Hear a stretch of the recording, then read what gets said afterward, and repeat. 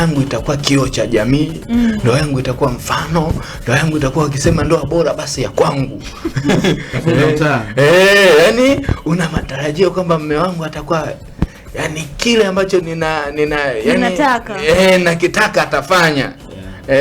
Yani hapo wewe unataka huko tunasema unaolewa kwa ajili ya watu. Sasa hii ni hatari. Hata kuoa nitawaonyesha sasa kwamba mimi nina mke mzuri. Nitaonyesha kwamba mimi najua kuchagua. Yani kakangu ameoa mwanamke wa hivi, rafiki yangu ameoa, mimi nitaoa kisu, pisi kali. Hauoi kwa ajili ya jamii. Sawa sawa?